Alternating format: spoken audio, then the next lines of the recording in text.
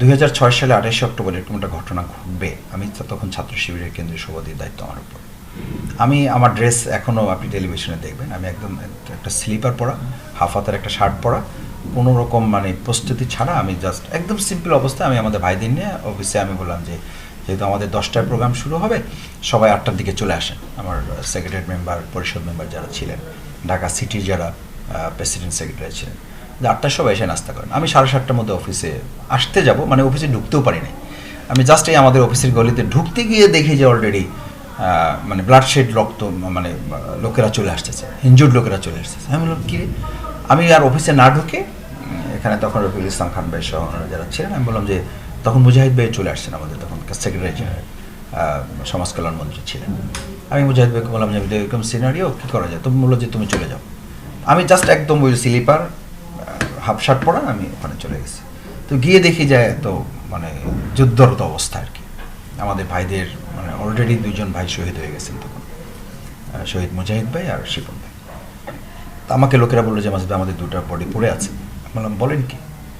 বলছে হ্যাঁ ওখানে পড়ে আছে। আমি বললাম যে ঠিক আছে, আপনারা শক্ত অবস্থান নেন, আমাদের কিছুই নাই একদম। আমি টিভিতে আপনারা দেখেছেন যে আমার হাতে আমি তখন একটা লাঠি বা কিছু একটা পেলাম হাতে, আমি এটা নিয়ে সবাইকে সাহস জোগানোর জন্য চলেন সামনে, আমাদের যা আছে তাই নিয়ে তো এটা মোকাবেলা করতে হবে। কারণ তার আগের দিন তো শেখ হাসিনার ডিক্লারেশন ছিল লঘু বৈঠা নিয়ে সবাইকে। তো দেখলাম যে আসলে লঘু বৈঠা তো লঘু বৈঠা না, লঘু বৈঠা তো সবার হাতে আছে, আর ম্যাক্সিমামদের হাতে AK-47 সহ, একদম আমার চোখের সামনে দেখা AK-47 চাইনিজ রাইফেল এগুলো শহর আমদার মানে এগুলো নিয়ে তারা একদম সোজা গুলি করতেছে, এবার 2 হাতে গুলি করতেছে। তো 2 হাতে যখন গুলি করতেছে বাপ্পাদের, তারপরে ছাত্রমৈত্রী যারা ছিল, ছাত্রলীগের যারা ছিল, এরা সরাসরি গুলি করতেছে এবং আমাদের ভাইরা একদম আমার সামনে পড়ে যাচ্ছে, আমি দেখতেছি। এখানে আমি বদর ময়দান বলছি কেন, দেখুন 3টা জিনিস আমার খুব সিগনিফিকেন্ট ছিল। একটা হলো আমার একদম এই বুকের এখানে ডানে বামে গুলির স্প্রিন্টার যেটা থাকে, বুলেট যেটা থাকে, এটা লেগে নিচে পড়েছে। আমি অফিসে নিয়ে এসে আমি দেখাইছি। আমি তখন আসলে আমি ছাত্র শিবির কেন্দ্রীয় সভাপতি ছিলাম, তো এই সমস্ত ব্যাপারে তো আমাদের অত ধারণা নেই আর থাকার কথাও না। তো বুলেট ওগুলো আমি মানে কৌতূহলবশত নিচে পড়েছে, ওটা পকেটে করে নিয়ে এসে আমি অফিসে দেখালাম।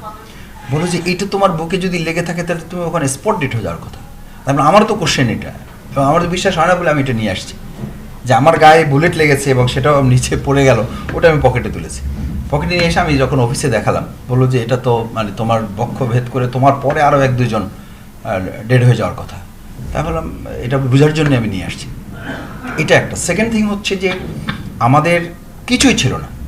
ওই যেটা বললেন যে বদর ময়দান, বদর ময়দান এই জন্য যে বদরে আমাদের তো কোনো আমাদের সাহাবা আজমানকে আমাদের প্রস্তুতি ছিল দুনিয়ার দৃষ্টিতে কিছুই না, কিন্তু আদর্শিক দিক থেকে তাদের স্ট্রেংথ ছিল যে আমরা একটা সত্যের লড়াই আর একটা অন্যায়ের লড়াই। আমরা সত্যের লড়াইয়ে সকাল 7টা থেকে সন্ধ্যা 7টা পর্যন্ত, ফাইনালি আমাকে যখন বিজিবি তখনকার আমাদের বিডিআর এবং পুলিশ ডিপ্লয় করা হলো, আমাকে বললো যে মাসুদ ভাই একটু আপনারা গেলে ভালো হয়। আমি বললাম আমাদেরকে আপনি যেতে বলছেন কেন, এটা তো আমাদের পল্টন, আমাদের মানে প্রোগ্রামের স্পট, এটা যদি যেতে হয় তাহলে 2 পক্ষকে আপনাকে যেতে বলতে হবে। এরপরে ওরা ওদেরকে সরালো, বললো যে হ্যাঁ আমরা 2 দলকে কনভিন্স করতেছি, ওরাও চলে যাচ্ছে আপনিও চলে যান। 7টায় কিন্তু আমরা তখন ওদেরকে সরানোর পর, এটা আমি দায়িত্ব নিয়ে বলছি কারণ এটা আমাদের আদর্শিক লড়াই ছিল, যে তাদের একজন লোক এখানে থাকতে ছাত্র শিবির জামাতের লোকরা এখানে জীবন বাজি রেখে লড়াই করবে। এবং 12 ঘন্টা সকাল 7টা থেকে সন্ধ্যা 7টা পর্যন্ত আমাদের ভাইরা শহীদ হয়েছেন।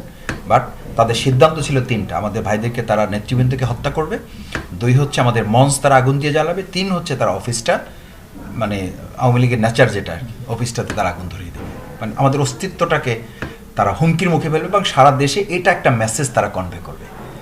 বাট 3টা জিনিসই আমরা ব্যর্থ করেছি। আমাদের ভাইদেরকে 2-1জনকে তারা শহীদ করতে পেরেছে, 13 জন ভাই আমাদের এখানে মারা গেছেন সারা দেশে, এটা সব। তো এই যে আমাদের প্রতি তারা 3টা জায়গায় ফেল করেছেন, আমাদের ইস্যু পর্যন্ত আমরা তাদেরকে ধারে কাছেও আসতে দিইনি, মঞ্চ পর্যন্ত, অফিস তো প্রশ্নই নাই। আমরা আমাদের ভাইদেরকে বলেছি যে লড়াই যতক্ষণ পারি আমরা চালাই যাব, বাট আমাদের অফিস, আমাদের নেতৃবৃন্দ এবং আমাদের ভাইদের নিরাপত্তার প্রয়োজনে যা যা করা দরকার দেশবাসীর জন্য আমরা সেটা করব।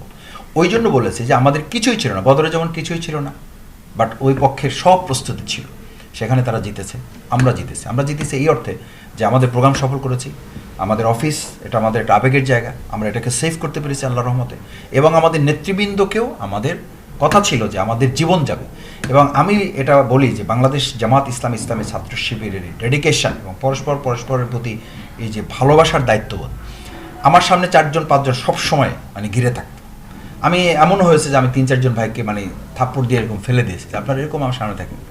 একজন ভাই তখন আমার মনে আছে, আমাদের মহানগরের একটা দায়িত্ব ছিল, হেলমেট পরা, তা আমি বললাম যে আপনি আমার সামনে এরকম করে, আপনি হাঁটতে পারেন না ঠিক মতো। তো তখন হেলমেটটা মানে ওই কাজটা তুলে বলছে, মাসুদ ভাই আপনি আমাকে চিনতে পারছেন না। তো এটা কাজটা তুলে আমি দেখলাম যে আমাদের একটা মহানগরের দায়িত্বে আছে।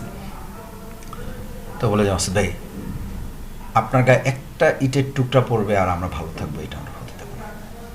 আমি তখন ওই দিন বলেছিলাম যে এই জামাত ইসলামী এই ছাত্র শিবিরকে আল্লাহ ছাড়া পৃথিবীর কেউ আমাদেরকে শেষ করতে পারবে না। সেই জন্য বদরের ময়দানটা আমার কাছে মানে, আমি তো বদরের ইতিহাস পড়েছি আমরা, কিন্তু পল্টন ময়দানটা আমার কাছে এরকম মনে হয়েছে যেটা নিতান্তই আল্লাহ সাহায্য ছাড়া মানে 12 ঘন্টা তো দূরের কথা, 1 মিনিটও ওখানে টিকে থাকার কোনো স্কোপ আমাদের ছিল না। একেবারে সরাসরি আমি আবারও বলছি যে আমি আল্লাহর সাহায্য দেখেছি, আমার চোখের সামনে দেখেছি। যে আমি বললাম যে আমার আমিরে জামাত যখন বক্তৃতা শুরু করেন নিজামী ভাই, তখন কৃষিমন্ত্রী, পরের শিল্প মন্ত্রণালয় থেকে উনি যখন, তো উনি বক্তৃতা করছেন, ঠিক সেই সময় আরেক দফা বোমা হামলা শুরু হলো। পাশে তখন একটা আন্ডার কনস্ট্রাকশন বিল্ডিং ছিল, ওই বিল্ডিংটা থেকে ওরা ভিতরে ঢুকে আর এর বাইরে আসতে পারছে না। তো বিল্ডিংটা থেকে ওরা বম্বিং শুরু করেছে একদম। আমির জামাতকে আমরা তখন বললাম, আমির জামাত আপনি একটু, আমির জামাত তখন বলেছিল নিজামী ভাই যে আমি যদি বসে যাই তাহলে দাঁড়িয়ে থাকবে কে, আমি কথা বলবো। এবং ওনার বক্তব্য এখনও রেকর্ড করা আছে, উনি তখন বলেছিলেন যে আমি একটা প্রতিশোধের কথাও আজকে উনি যখন বক্তৃতা করেন তখন অলরেডি আমাদের 4 জন ভাই শহীদ হয়ে গেছে, কিন্তু উনি একটা এক্সট্রিম কথা বলেন না, একটা উত্তেজনামূলক বক্তব্য, একটা সেন্টেন্স উনি ব্যবহার করেন নাই। তো এই জন্য বলছি যে মানে পল্টন ময়দানটা আমাদের অধীনে আদর্শিক বিজয়টা আল্লাহ আমাদেরকে দিয়েছেন এবং আমাদের ভাইরা জীবন বাজি রেখেছেন, কিন্তু আদর্শিকভাবে আমরা সেদিন হারিনি।